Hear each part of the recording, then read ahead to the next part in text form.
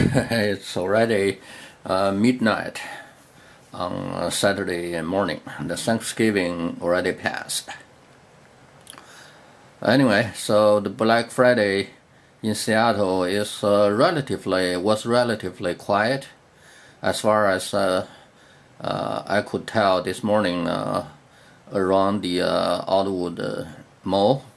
Maybe we went there still pretty late, around 9:30, but our goal was not to shop today, but watch the new 007 at AMC. But when we left, looks like the cars all came into the parking lots around the Outwood Mall. People probably started shopping at second shift. A lot of people I know lined up close to the mall, close to the stores last night.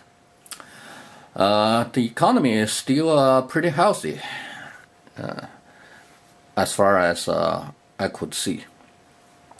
Anyway, so as we learned from the macroeconomic series, the business cycle does exist, which means within a cycle there's been always expansion, recession, recovery. So the economy are always ups and down. But why do people generally have a higher living standard over the course of decades development?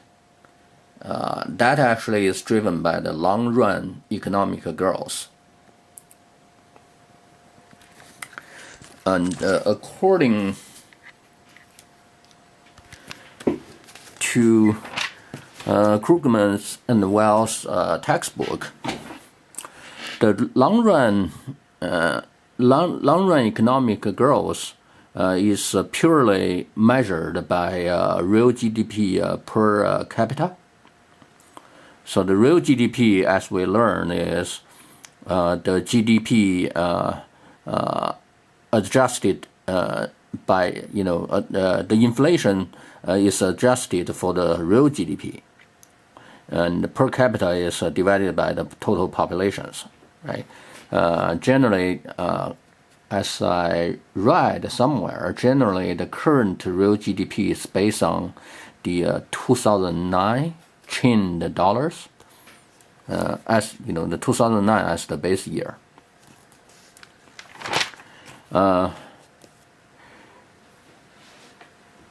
If we talk about the long-run economic growth, the growth rates are always brought into the scenario, right? And in this book, a rule of 70 is referred, which is very interesting. So the formula is number of the years for a variable to double equals 70 divided by annual growth rate of variables. Yeah, this actually reminded me in last month at the end of national government planning meeting or conference, Chinese government put a target of doubling their GDP by 2020 from 2010's level, and so it really covered 10 years, right? And if we apply this formula to that plan, and this formula can be derived to the annual growth rate of China GDP equals to 70 divided by the numbers of years for China GDP to double, which is 10 years, right? 70 divided by 10 years equals 7. So the annual growth rate of China GDP should be should equal to 7% from 2010 to 2020. And from 2010 to 2015, their annual growth rate is probably well above 7%. 2015 probably drops to 6.9, 6.8, but the average for the first 5 years should be much higher than 7%. And even if their growth rate dropped to 6 as predicted from 2016 to 2020, it's still doable for them to make that goal, right? Let's see. It's still an ambitious goal because their estimate for the next 5 years for GDP growth is, I think, well under 7%. But anyway, so this is a good application and a realistic application for this formula.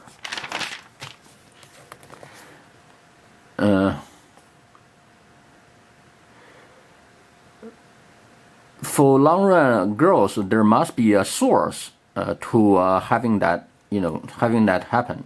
Generally, there are 3 sources. One is the physical capital, another is the human capital, the third is technological progress.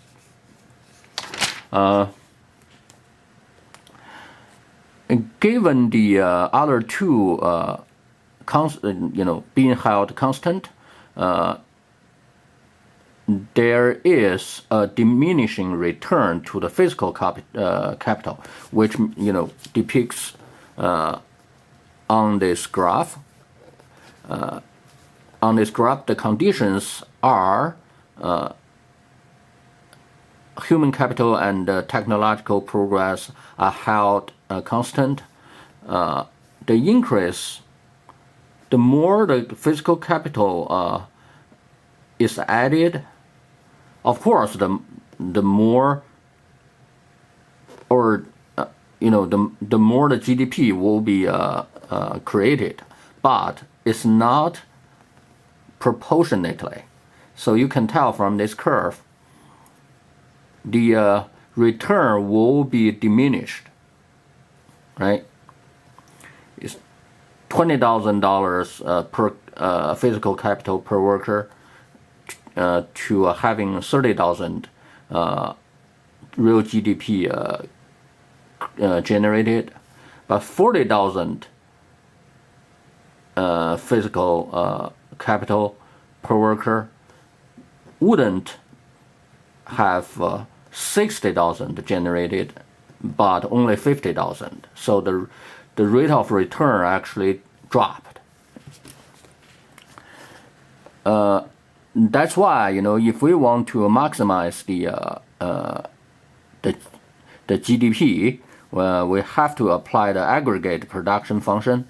The formula is the GDP per worker equals T, which represent the level of technology, multiply physical capital per worker, raised by 0.4, raised the power of 0.4, which actually is a root, and multiply human capital per worker, raised the power of 0.6. And because this is an entry level textbook, the formula is not elaborated.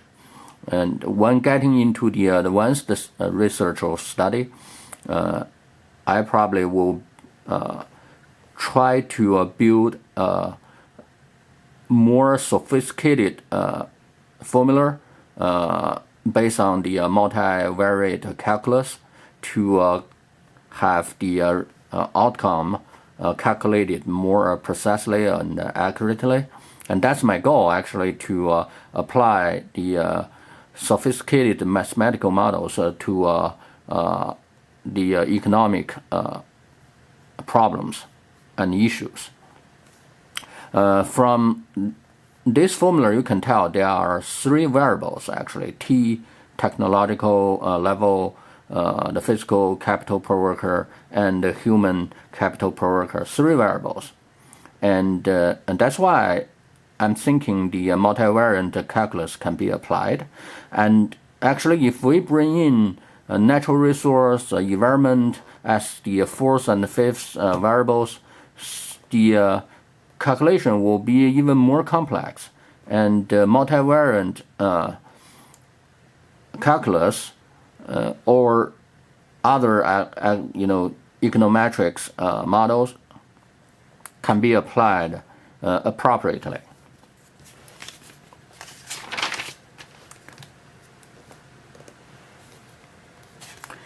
So in this regard, yeah, as I said, if we want to maximize the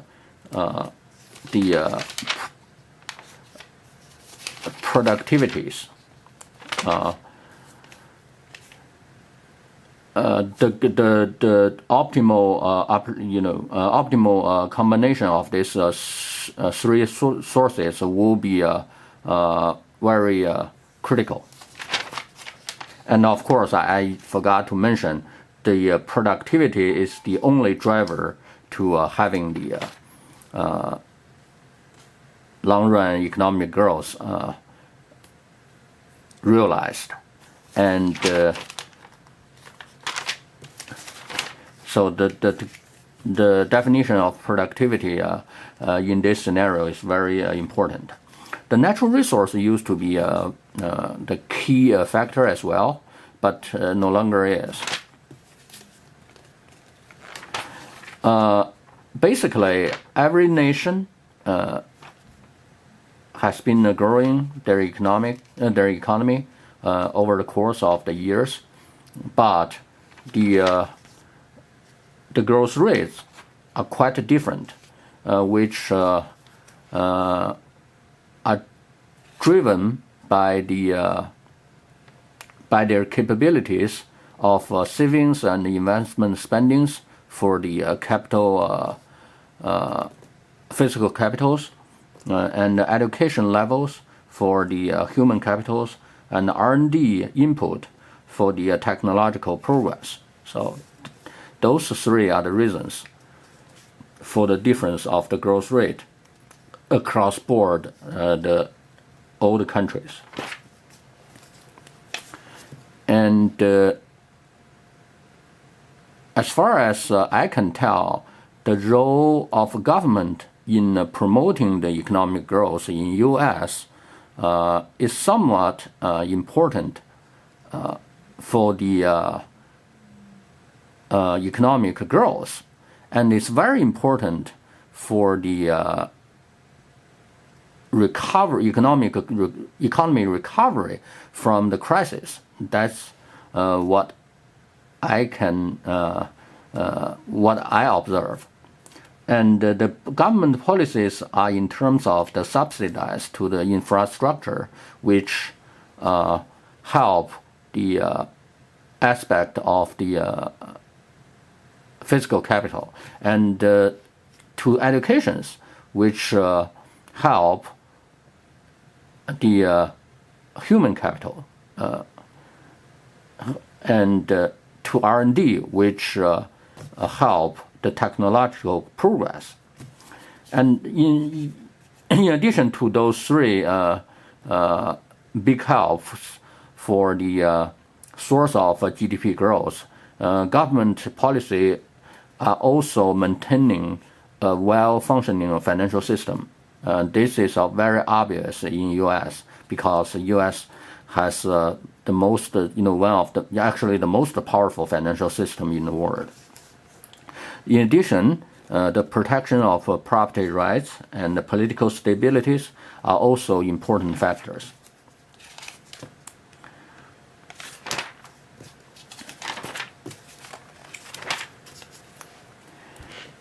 And there's a question about the growth, the global economy growth,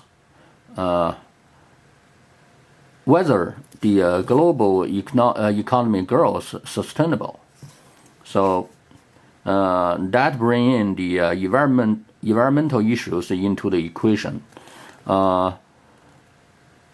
basically the natural resource is depleted, right? And the environment could be hurt through the course over the course of the economic development. And generally, the private sectors don't care about the environmental protection because there is no direct the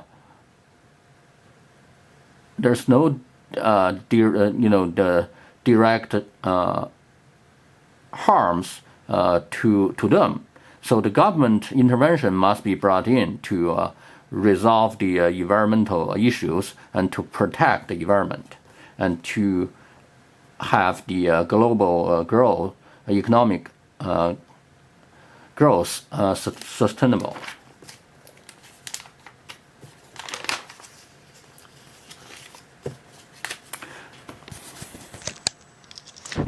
Okay, after reviewing the concept about the long-run economic growth, what I can put into my national economic plan is, of course, we need to enhance the three sources which drives the long-run economic growth in the United States. Put more capital, physical capital, and to educate more people to add the human capital and to invest into the R&D to have our technological progress grow even faster. So that's the